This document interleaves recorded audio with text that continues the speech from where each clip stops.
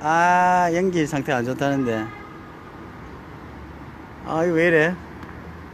네, 취소하면 안 돼. 가만있어. 아이고, 오래간만입니다. 이거 뭐, 어떻게, 여기 봐야 되나? 위를 봐야 되나? 밑으로 봐야 되나?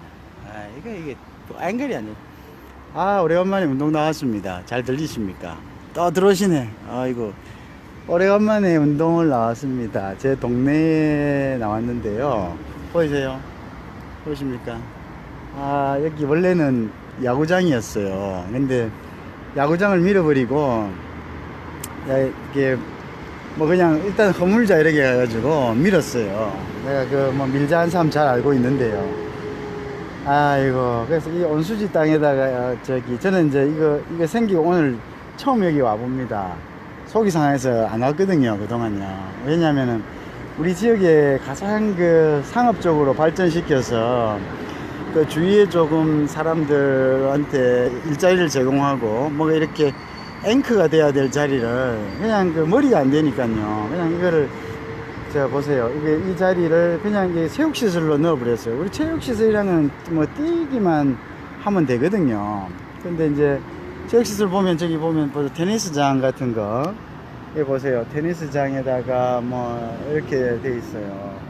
근데 이제 오늘 또 와서 보니까 저 테니스장도 이제 특정인들이 쓰는 거예요. 원래 이제 보면은 이제 이 클럽들이 있거든요. 이 클럽들이 이제 정치하다 보면 사람들이 표줄게 뭐 해도 이렇게 이야기해요. 그 사람들이 이제 보면은 학교나 이런 데서 가서 빌려서 이렇게 하다가 자기들 전용 이렇게 할 수 있는 이런 공간에 대해서 항상 목마름이 있죠. 그래서 그런 걸 이제 정치인들이 들어주면은 이제 사실은 다른 사람 많은 사람들이 같이 공유해야 될 그런 부분들이 다 날아가 버리는 거예요. 안타깝죠. 예를 들어서 뭐 저기 뭡니까 저 게이트볼이야 저게 게이트볼이라 그러냐? 네. 게이트볼 그 할아버지 할머니들 하는데 공간을 보세요. 한 200평 차지해 버리잖아요. 그런데 게이트볼 하는 할아버지 할머니들이 관내에 몇 분이 있겠어요? 몇 팀 안 되고 원래 보면은 복지관 저 옥상 같은데 요거 조그마한 게 해도 충분히 운동 되거든요. 근데 여기 이제 그다음에 테니스 같은 것도 보세요. 요즘 여름에 이게 더워가지고 낮에는 쓰지도 못해요. 밤에나 실내도 아니고 말이죠. 밤에나 이게 결국 효율이 떨어지잖아요. 응? 하루 종일 있다가 새벽이나 저녁에 조금 쓰는 공간을 이 도시의 그 한복판에다가 이렇게 해버리고 특히 이제 우리 서울 같은 경우는 전국에서 제일 하위권이거든요. 제일 그 자립도가 낮아요. 1등이 저 서울 종로고 우리가 이제 꼴찌라고 행자부에 들어가면 나와 있어요. 그러면 이제 여기에는 뭔가 이 시민들이 공유할 수 있는 뭔가 이득을 볼 수 있는 뭐 잡이라든지 아니면은 뭐 여기에 뭐 어떤 스피로버가 일어날 수 있는 시설들 상업시설이 들어와 가지고 뭐 이렇게 뭐 대형 병원이라든지 뭐 이렇게 와 가지고 좀 옆으로 이게 좀 뭔가 파급이 될 수 있는 그게 돼야 되는데 이제 여기는 옛날에 그 구도심이었거든요. 그래서 구도심의 어떤 향수가 있어서 사람들이 이쪽이 원래 이제 부산에서는 제일 잘 사는 동네였죠. 그러니까 이리로 들어오고 하는 이제 그런 사람들이 많아요. 사실은요. 지금 이 자체는 허물어져 있지만 옛날에 그 어떤 명성 때문에 수십 년 전이나 지금이나 변한 게 없거든요. 옛날에 그 우리가 굉장히 힘들 때도 이 동네는 굉장히 번성하고 막 그냥 그 외국에 있는 집들 같은 그런 집들이 여기 막 이렇게 있고 이런 하여튼 좀 선망의 대상인 그런 곳이었죠. 근데 그러다 보니까 여기 아파트를 막 짓는 거예요. 이제 그런 지어도 이게 또 아파트가 분양이 돼요. 왜냐? 외부에서 들어오고 싶어 하는 사람들이 있거든요. 그러니까 점점 베드타운 되는 거예요. 여기는 이제 토속인들은 결국 이제 쫓겨나는 거죠. 왜? 아파트를 지으려니까 전부 다 이렇게 뭐 재개발 해버리고 이러니까 이제 뭐 결국 이제 이게 여기에 토착인들은 나가고 이제 새로운 사람들로 이렇게 메워지는 데 아쉽네요. 자, 여기까지 하고요. 요거는 제가 오늘 이 라이브를 켠 이유는요. 우리 존경하는 장석환 교수님 저희 정적인 동지도 하신데요. 제가 요즘에 비디오 클립을 좀 올리고 있어요. 국제경제가 제 전공인데 국제경제 관련해서 이제 뭐 이렇게 좀 사람들에게 좀 알리고 싶어요. 그래서 요즘 유튜브가 잘 돼 있잖아요. 그래서 유튜브에서 올리면은 뭐 여러 가지 또 이제 제가 가지고 있는 어떤 뭐 우리가 그렇잖아요. 교육을 받았으면 그거를 다른 사람들에게 또 이렇게 나누어 주는 것이 또 사명이거든요. 그렇다고 해서 뭘 많이 아는 것은 아니잖아요. 요즘은 다 자기 분야별로 조금씩 아는데 그 조금씩 아는 그것만이라도 내가 이제 그거를 나누는 것이 이제 그게 교육을 받았으면 그에 대한 이제 제가 치러야 될 대가죠. 그래서 제가 유튜브 클립을 만들었어요. 10분 단위로 만들었거든요. 그래서 이제 그 유튜브 클립을 만들어 가지고 뭐 학교에서 학생들한테 교재로도 쓰기로 해요. 쓰기도 하고 이제 그 또 그 뭡니까 또 그러니까 이렇게 유튜브에 퍼뜨리기도 하고요. 뭐 하여튼 만드는데 시간이 많이 걸려요. 이게 10분짜리 하나를 만들려면요 한 하루나 하루 반 정도가 이제 시간을 투자를 해야 돼요. 그래서 최근에는 이제 그렇게 좀 하고, 그걸 또 이제 한글로 만들어진 거를 이제 영어 버전으로 이제 컨버전을 또 했어요. 해서 또 이렇게 외국적으로 또 좀 보는가 싶어서 이제 했는데, 유튜브가 그렇게 만만하진 않아요. 이게 왜냐면 이제 이게 나가는데 그게 이제 그것도 굉장히 비즈니스적인 마인드가 있어야지 그게 좀 성공을 하겠더라고요. 왜냐면 이제 일단 그걸 하려면은 일단 저거 해야 돼요. 저 뭐라 그럽니까? 뭐 이렇게 어떻게 하면은 더 많은 사람들이 볼 수 있게끔 우리가 그것도 좀 요령도 알아야 되고, 그 요령을 알려면은 또 여러 것을 빚어야 되고요. 그러려면 자연적인 이제 좀 마케팅적인 그런 마인드를 가지고 있어야 되거든요. 여기 참 좋아요. 여기 보시죠. 여기 굉장히 큰 노송들이 있어요. 뒤에 보시죠. 자, 이거 잠시 바꿔볼게요. 그러면 이렇게 보면은 여기 이렇게 되나? 이렇게 하면 바꿔지지, 그지? 또 오래돼가 잘 모르겠네. 바꿔지지? 아, 이거 보세요. 여기가 이제 제가 이거 크죠? 나무가 제가 굉장히 큰 나무 밑에 앉아 있어요. 이렇게 나무가 아주 유수 깊은 나무에 옛날부터 있었던 것이거든요. 그리고 이제 여기가 원래는 이제 그 야구장이었어요. 야구장이었는데 저기는 이제 축구장 보이시죠? 여기 이제 저 앞에 있는 아파트는 정말 역사가 오래된 아파트거든요. 그리고 이제 이렇게 있고 여기 체육시설이 있어요. 이제 여기 이제 아파트들이 막 들어서고요. 일단 뭐 아주 그 큰 나무 밑에 있으니까 누구 말만 따라 안락하고요. 안정감이 있고 이제 좀 그런 왜냐면 나무도 그게 있다잖아요. 생명이 있다잖아요. 그 생명이 뭔가 저를 이렇게 감싸주는 듯한 그런 이제 아늑함이 좀 있네요. 그래서 이제 그런 부분이 있고요. 어쨌든 간에 뭐 하여튼 제 비디오 클립에 관심을 가지시고 좀 이렇게 보아주시는 우리 동료분들하고 너무 좀 감사합니다. 감사하고요. 그래서 제가 이제 깨달아 가지고 이 글을 써야 되는데 요즘 눈이 좀 안 좋아요. 그래서 눈이 안 좋다 보니까 이게 일일이 또 이렇게 뭡니까 이게 좀 집중하는 게 좀 그래요. 그래서 오늘은 마침 이제 이렇게 밖에 나왔다가 이제 페이스북에 장석환 교수님이 올려놓은 글을 보고 이게 좀 쓰기도 좀 그렇고 해서 이제 좀 비디오로 라이브로 좀 한번 제 의견을 한번 말씀드릴까 싶어요. 바람도 살살 불고, 옆에는 제 아들놈이 같이 나와 있습니다. 네, 그래서 이제 이게 뭐 좋네요. 뭐 이렇게 나중에 들어가면서 커피 한잔 마시고 커피도 너무 많이 마시니까요. 요즘 막 그냥 좀 안 좋아요. 커피도 우리 좀 중년에는 별로 안 좋은 것 같아요. 그래서 미중 무역 분쟁에 대해서 이제 제가 그러면 누가 그럼 이길 것 같냐. 그래서 이렇게 이제 그렇게 이제 한번 질문을 하시면은 저는 조심스럽게 중국이라고 생각해요. 그럼 왜 중국이냐? 일단 이제 최근에 변수가 생겼어요. 최근에 변수란 것은 일일이 또 이렇게 뭡니까 이게 좀 집중하는 게 좀 그래요. 그래서 오늘은 그러니까 이제 그렇게 이제 한번 질문을 하시면은 저는 조심스럽게 중국이라고 생각해요. 그럼 왜 중국이냐? 일단 이제 최근에 그 변수가 생겼어요. 최근에 변수란 것은 뭐냐면요. 선거죠. 어떤 선거냐? 두 대통령 간의 선거죠. 그러니까 시진핑과 도널드 트럼프 간의 이제 선거죠. 결국은 이제 그걸 우리가 이제 그 헤게모니라 하는데요.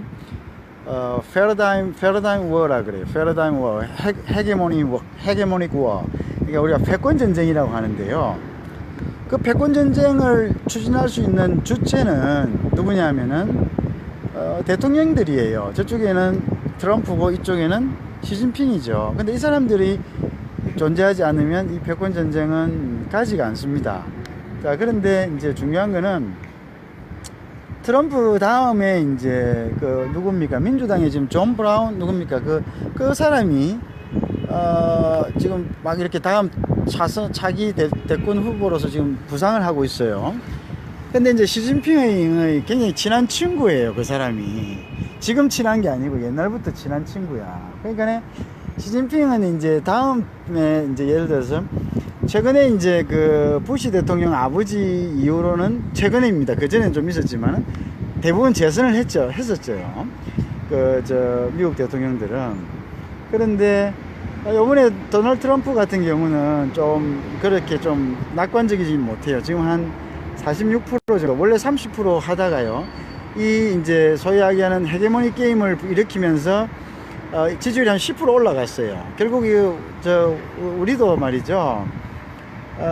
내부의 적이 아니고 우리도 마찬가지입니다. 외부의 적을 만들어서 치열하게 싸울 때 결국 우리가 임진왜란이 일어난 동기가 바로 그거거든요. 내부의 불만을 외부로 했을 때 트럼프가 10%를 지금 마크업 한 거예요. 10%를 지지율을 향상을 시킨 거야. 36%였는데 지금 미중 무역 전쟁을 일으키고 나가지고 10%가 증가한 거예요. 지지율이요. 엄청난 거죠. 10%라는 건 1% 일으키기도 힘드는데요. 그죠? 그래서 이제 그런데 이제 차기 민주당 후보가 시진핑하고 굉장히 가까워요. 왜? 시진핑은 그걸 지금 노리고 있는 거죠. 왜? 이제 이게 드라마틱하게 상황이 바뀌었어요. 왜 바뀌었냐면요. 시진핑은 얼마 전에요. 중국에는 의회가 딱 하나 있어요. 전인민대회라고 하나 있는데요. 거기에 그 당도 하나가 있어요. 공산당밖에 없어요. 거기서 이제 종신제, 그러니까 lifetime appointment라고 해요. lifetime appointment. 그러니까 lifelong appointment라고요. 그 다음에 lifetime appointment. 죽을 때까지 하는 거예요. 죽을 때까지 지금까지 한 거는 이제 마오쩌둥, 그죠? 마오쩌둥. 그 다음에 이제 모태똥 있죠. 그 다음에 이제 덩샤오핑. 그 다음에 후진타오를 못했고요. 그 다음에 뭐 쫙쫙 가고 이제 여기 와서 이제 시진핑이 다시 종신하는 거예요. 죽을 때까지 하는 거죠. 그럼 이게 무슨 효과가 있느냐 생각해 보세요. 지금 트럼프의 지지 세력들을 한번 생각해 보세요. 트럼프의 지지 세력이 있을 거 아닙니까? 미국에 러스트 벨트라든지 북부라든지 뭐 공업지대라든지 뭐 이런 사람들요. 근데 이 사람들은 스포트를 하지만 트럼프는 임기가 정해져 있어요. 그러니까 이 임기가 끝나면은 완전 확 바뀌잖아요. 그러니까 그에 대한 불안감이 있잖아요. 그러니까 그거를 100% 완전히 enthusiastic하게, 그러니까 아주 열정을 다해서 지지를 할 수 있는 상황은 아니에요. 양다리 작전을 할 수 있다는 거죠. 자, 근데 중국은 보세요. 중국은 종신제가 됐으니까 저 사람 죽을 때까지 아니면 노망 들어가지고 생각이 안 바뀌는 하는 시진핑 그대로 밀고 나가는 거죠. 그럼 응집력이 누가 있겠어요? 구심력이 누가 있겠어요? 시진핑이 당연히 있죠. 그런데다가요, 중국인들은 외세라는 말을, 외세의 간섭, 외세의 어떤 외세라는 말이 나왔을 때, 식민주의라든지 뭐 군국주의라든지 뭐 이런 말이 나오면 완전히 이 사람들은 돌아버려요. 왜? 지금까지 그 많은 세월들을 외세 침략을 받아갖고 박해를 받았거든요. 난징 사건 같은 거 보세요. 그 일본 사람들이 수십만 명을 학살했잖아요. 그 다음에 영국에 의한 아펜 전쟁. 그러니까 이 외세가 우리를 억압한다는 이 하나의 말 자체가 벌써 그 자체로 똘똘 뭉쳐버려요. 그리고 지금 보면 중국민들이 뭐 흥청만청 한다고 얘기하잖아요. 아닙니다, 여러분들. 중국 인구가 한 14억 되는데요. 그 14억 인구 중에요, 밖에서 나와가지고 여권을 받아가지고 밖에서 우리가 여행을 다닐 수 있는 인구는 1억이 안 돼요. 특권층이에요, 그 사람들은. 특권층은 뭔가 이렇게 지금 뭐 어떤 의미로 봐서는 외세 문명을 동경하고 이럴지는 모르지만 대다수의, 그러니까 외국 구경도 우리 옛날에 1960년대 같이 바깥 구경도 한 번도 해보지 못한 13억이라는 중국 인군들은 똘똘 뭉친다 이겁니다. 똘똘 뭉치라는 게 뭡니까? 야, 미국 놈들이 우리 물건 안 사주고 우리 기술 갖다가 우리가 나아가려는데 기술 방해한다. 자, 우리 물건 어떻게 할래? 우리가 사자. 자국에서 사고 미국 물건 들어오는 거 사지 말자. 이렇게 나갈 수 있다는 이야기죠. 응? 그러면은 미국이 무시할 수 있느냐? 무시 못합니다. 왜 무시 못하냐? 중국은 중국 내에서요, 중국은 중국 내에서 만드는 물건의 24%를 미국에 수출해요. 근데 미국은 절반 정도죠. 절반 정도. 근데 절반 정도라도 한 2% 돼요. 12% 장난이 아닙니다. 그게 우리가 뭐 12% 아닙니다. 1% 2% 경제 성장 가지고 확 분위기가 달라요. 1% 2% 경쟁이 떨어지면요, 당장 커피숍에 사람이 털려요. 커피 한 잔 더 마실 수 있는 사람과 더 마실 수 없는 사람이 험하게 차이가 난단 말입니다. 자, 그렇기 때문에 우리가 이 중국, 미국도 있죠. 지금 이제 중국이 예를 들어서 이제 반미주의로 나오면은 이게 굉장히 어려워진다는 거죠. 그 다음에 이제 보세요. 자, 트럼프는 지금 지난 대선 때 트럼프가 결정적으로 당선된 계기가 뭐였습니까? 18명인가 후보가 나왔을 때 트럼프가 받은 지지율 1%였어요. 그런데 그 사람 요즘 마케팅 했죠. 왜? 야, 중국 놈들이 와가지고 우리 일자리 다 뺏고 하는데 이거 지금 앞에 있는 정권들 전부 다 민주당 정권들 보고 있었다. 응? 그러면 우리가 이거 지금 놔두면 앞으로 우리 일자리 전부 다 루징 잡 한다. 아무것도 없다. 응? 그럼 어떻게 해야 되겠냐? 자, 우리가 지금 중국들에서 들어오는 물건들에 대해서 최고 관세, 그때는 45%까지 때린다 했어요. 45%까지 때리고 내가 중국에 대해서 무역 적자 해소한다. 이렇게 공언했거든요. 그래갖고 인기가 팍 올라가고 대통령이 된 거예요. 그러면은 이 사람이 자기의 대통령이 되고 안 되고를 결정하는 가장 중요한 기준은 뭡니까? 그 성적표를 내야 되죠. 성적표. 중국과의 어떤 무역 전쟁에서의 성적표를 내야 되는데 트럼프는 아직 뚜렷한 성적표를 못 내고 있어요. 왜냐? 가장 근본적인 문제는요, 미국의 생필품들이 아직도 많은 부분 중국에 의존한다는 거죠. 그러면 가장 민감하잖아요. 자, 서민들은 당장의 생필품 가격이 올라버리면은 뭐 필요 없어요. 뭐 정치가 어떻게 되고 뭐 이런 거 안 따집니다. 그 사람들은 당장에 그냥 눈앞에 보이는 것만 따지거든요. 그럼 뭐냐? 그럼 네가 잘못했네. 응? 네가 우리 잡도 지켜주고, 응? 우리 물가도 지켜주고, 경제도 잘 돌아가게 해야지. 네가 대통령이지. 그거 중국 놈들 잡겠다고 말이야. 우리 물가 올리면 그 무슨 소용이야? 우리한테 아무 소용도 없는 거야. 이렇게 나온단 말이죠. 그러니까 지금 이제 지금 실질적으로 미국이요, 중국에 부과하는, 중국에 이제 3차례 부과를 했어요. 3차례 그 관세를, 폭탄 관세를 부과했는데요. 그게 총 이제 얼마 정도 되면 한 2,500억 달러입니다. 그러니까 우리로 하면 한 300조 정도 되겠네요. 300조 정도 되는, 이제 300조를 부과했다는 게 아니고 300조 되는 수입품에 대해서 25%의 어떤 관세를 부과했다는 거죠. 자, 그러면 1년에 그러면 미국이 중국에서 수입하는 물건이 얼마 정도 되냐면 500억 달러, 5천억 달러. 그러면 우리 돈으로 치면 한 600조 정도 돼요. 600조 정도 돼요. 600조. 600조 되는데 지금은 이제 어쩌면 한 300조 정도의, 이제 절반 정도의 이제 부과를 하니까 나머지 한 300조를 더, 300조 수입품에 대해서 더 부과를 할 수 있어요. 그런데 이제 문제는 뭐냐 하면요. 이 부과된 대부분이 뭐냐면은 이게 생필품이 아니에요. 생필품이. 아직 트럼프도 겁먹고 생필품에 대해서는 부과를 못하고 있어요. 왜? 생필품에 부과하면 당장 피부로 느껴요. 사람들이 어디 가가지고 말이죠. 뭐 수건이라든지 뭐 하나 살라고 하는데, 공산품 하나 살라고 하는데, 당장 올라가 있으면 미국인들 열받아요. 그러니까 못하고요. 그게 이제 뭐냐면, 미국이 다시 그 중국 물건을 사서, 부품을 사서 다시 수출하는, 그러니까 부품들, 임가공품들에 대해서 이제 지금 때려 넣은 거예요.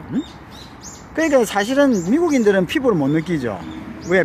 미국인들이 피부를 느낀다는 거는 결국 뭐냐면 물가가 올라가는 건데요. 그건 지금 못하고 있어요, 트럼프가. 그러니까 이거를 그러면 지금까지 못했는데 선거가 다가오는데 더 할 수 있겠냐, 이거죠. 못하죠. 더 못하죠. 왜? 선거 다가오는데 차라리 뭐 일찌감치 해버리고 좀 무덤덤하게, 무감각하게 가버리면 더 나은데요. 지금 그게 아니잖아요. 선거 다가오는데, 내년 선거거든요. 그러면 이게 지금 우르르 표 떨어진 소리 나요. 그 가을에 만추에 그 낙엽 떨어진 소리하고 똑같이 날 건데 그 짓을 하겠어요? 안 한다 이거죠. 자, 그러면 트럼프 입장에서 뭘 하겠습니까? 시진핑은 종신제를 받아 놨기 때문에, 이거 굉장히 중요합니다. 시진핑은 종신제를 받아 놨기 때문에 내부의 라이어트만 막으면 돼요. 즉 반란만 막으면 돼요. 반란. 근데 반란이 일어나기 힘들어요. 왜? 그러니까 대다수의 중국인들 14억 중에 한 1억 정도만 외국에 돌아다닐 수 있는 사람, 우리가 지금 길거리에서 보는 중국인들이에요. 유학생들, 이런 사람들 거의 중상층들이죠, 일종의. 그런데 대다수의 13억은 바깥 구경이 뭔지도 몰라요. 그 사람들은 그냥 월급 타서 그냥 우리나라 옛날 60년대처럼 밥 먹고 살기 급급한 사람들이에요. 이런 사람들은 애국심으로 똘똘 뭉쳐져 있어요. 애국심으로. 그러니까 이런 사람들한테 예를 들어서 외세에 대한 침략이다 이렇게 나왔을 때는 이거는 뭉치는 힘이 굉장히 크다는 거죠. 그래서 시진핑이 어떤 그 부분에 대해서 체제가 크랩션 하거나 어떤 라이어트가 일어나거나 붕괴하거나 어떤 반란이 일어나거나 이거는 힘들어요. 물론 지금 정치적인 이제 시진핑은 태자당이라 해서 특정 어떤 그런 귀족층의 어떤 중국의 그 리더들은요, 하루아침에 미국처럼 일렉션을 해서 일어나는 리더들이 아닙니다. 그 사람들은 어릴 때부터 키워요. 태자장 같아요. 태자장 같이 이런 천국 각지에서, 미국의 이제 포드도 마찬가지죠. 그런데도 그런 식으로 해서 경영진을 키우는데요. 각지에서 일어나는 그런 인재들을 모아가지고 매주 그 토요일 일요일 학습을 시켜요. 그거를 한 수십 년 동안 합니다. 그래서 그 사람들이 모든 방면의 어떤 지식을 습득하고 견약하고 또 디스커션 해가지고 이 사람들이 그 어떤 자리에 탁 앉아도요, 그 급격하게 우리 미국에 트럼프가 팍 들어온 것처럼 이러지 않습니다. 그냥 아주 그 스테이블하게 이게 이어나가는 그런 그게 이제 일종의 태자당이란 거예요. 그런 거죠. 그러니까 이제 이 사람들이 사실은 정치적인 기반은 없어요. 왜냐면 이게 일종의 귀족무르이기 때문에 없지만은 이 사람들은 오랜 시간 동안 통치하는 것을 봤기 때문에요. 어떻게 하면 국민들을 조정한다는 걸 너무 잘 알고 있어요. 그래서 그 14억 중에 1억을 뺀 13억의 대부분의 그 중국인들은 한마디의 말에 그 정치 어떻게 수렴하고 어떻게 뭉친다는 걸 알아요. 알기 때문에 이제 이거를 그 어떤 라이어트가 일어날 수 있는 거는 굉장히 희박합니다. 자, 그러면 이제 이 상황에서 그럼 시간 끌기가 들어간다 이 말이죠. 그러면 그 시간 끌기에 들어가면은요, 결국은 이제 안경이 떨어지고, 안경이 산지 얼마 안 되네. 또 키스 나네. 큰일 났네. 이것도 좀 돈을 좀 주고 샀어요, 이거.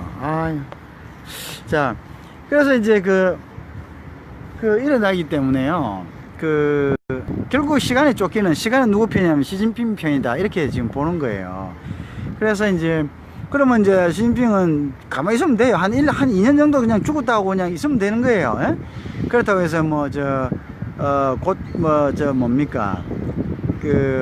쫄딱 망하는 건 아니거든요. 자, 일단은요, 제가 이게 너무 길게 하면 또 보기 힘들어요. 그러니까 1부 요거까지만 하고요. 2부 또 이야기할 게 많은데요.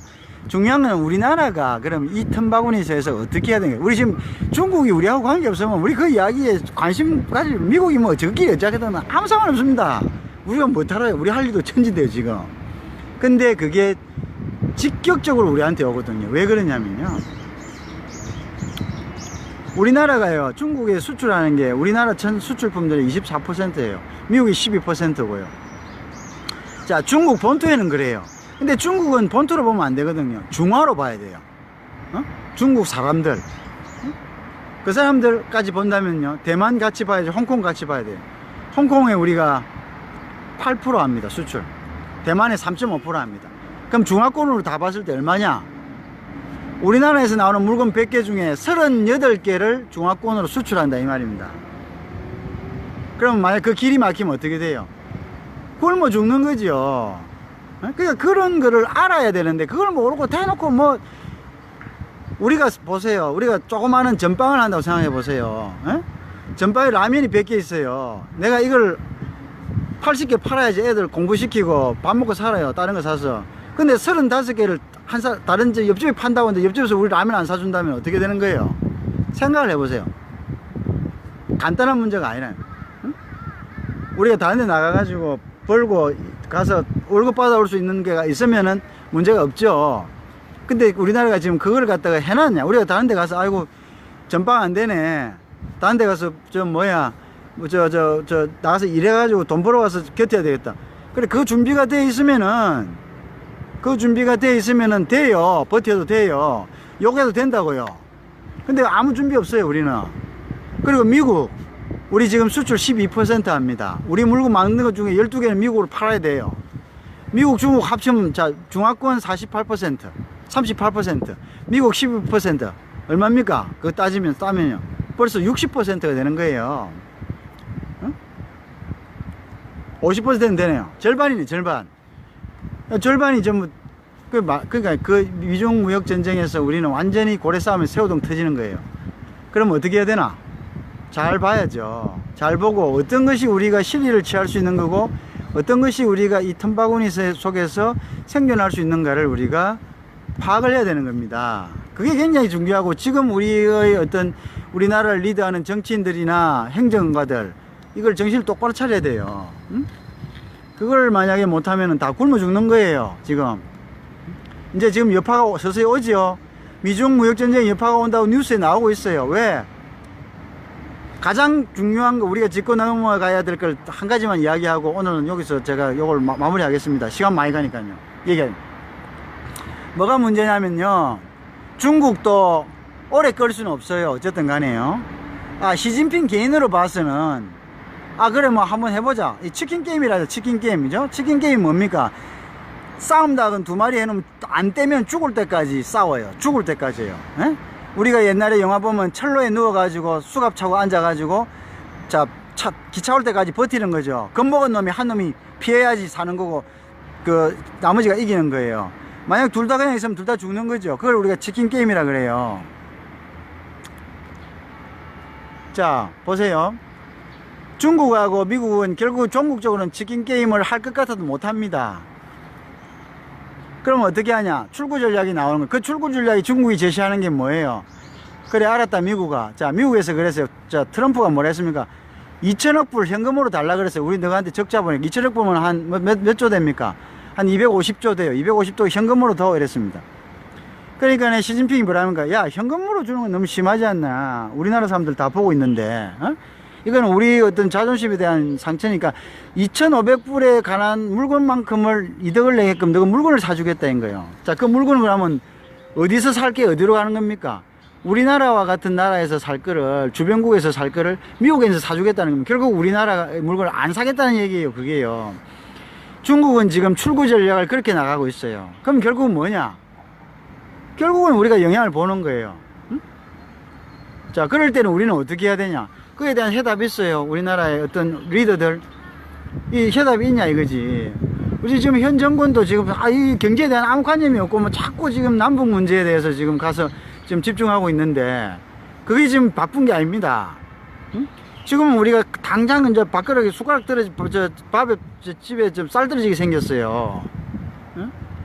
자, 거기에 대한 대비책이 뭘 어떻게 할 거냐 이거죠. 시장을 다각화해야 되는데 우리 지금 다각화 안 돼 있어요. 그리고 시장의 다각화라는 것이 하루아침에 그냥 우리가 저 동남아로 남방정책 취하자. 남방정책이란 거는 중국에 의존하던 것을 중국 바로 밑에 조금 내려와서 그쪽에서 우리가 어떤 시장을 형성하자는 거예요. 응? 소위 이야기하는 아세안 국가로 우리가 진출하자는 거죠. 그거 하루아침에 됩니까? 우리가 시장을 개척하는데 가 손님들 우리 어디서 한다고 무조건 다 저거 집으로 돌아와요? 안 들어옵니다. 오래전부터 해야 되는 건데 지금 중국하고 미국하고 사태가 이렇게 된다는 것도 우리가 경제 전문가들이 이런 것들을 미리 파악하고 이렇게 해야 연구소들이 그런 것을 자꾸 퍼블리싱 해야 되는데 그런 거 안 하잖아요. 응? 눈앞에 있는 거는 주워 먹으려고 그러고 용역 나오는 거 그거 뭐 어떻게 눈이 붉어 가지고 그거는 그냥 따먹으려고 그러고 어? 그리고 그 용역이라도 제대로 합니까 어디? 어? 그냥 서로 주는 놈 받는 놈 서로 시시해 가지고 용역이 뭐 다른 사람들 세금으로 어떻게 되는지 뭔지도 모르고 그냥 해가지고 받아 처먹고 끝나고 다 그런 식이에요. 다 알죠 우리가. 지대로 양심 있게 했다면은 우리가 이거 지금 우리나라 이런 시대에 오는 걸 다 미리 예견하고 그러기 때문에 브레인들에 대해서 석학들에 대해서 우리가 돈을 많이 주고 보상을 해주는 거잖아요. 근데 그런 게 대해서 지금 전혀 어디 그런 게 지금 준비된 게 있어요? 아무 준비된 게 없어요 지금요. 응? 그런 부분에 대한 이제 우리가 지금도 깨닫고요. 그런 부분에 대한 준비가 지금 있어야 되겠다는 게 굉장히 중요한 거고요. 자, 그러면 중국이 미국과의 출구 전략을 위해서 지금까지 수입량을 미국으로부터 하겠다. 수입량은 정해져 있어요. 그걸 미국으로 하겠다. 그러면 이제 결국 우리나라는 타격을 받아요. 우리나라 24%의 교육을 거기서 하고 있어요. 자, 그럼 뭐 이 부분은 어떻게 준비할 겁니까? 자, 대통령, 행정부, 그 다음에 우리 정치권, 이런 부분에 대해서 우리 한번 심의 있고 디스커션 해본 적이 있냐 이 말입니다. 그럼 이거 어떻게 준비하겠다. 이게 실질적으로 국민이 먹고 사는 가장 급박한 것의 목화에 있는데 우리는 뭐 어떻게 하냐 이거죠. 이런 부분에 대해서 우리 한번 다시 조금씩 토론해 볼 수 있도록 합시다. 일단 오늘 여기까지. 너무 길면은 이거 어떻게 되는 거야? 종료도 안 눌러지네. 오래돼가지고. 근데 페이스북은 제가 제일 처음 했어요 사실은요.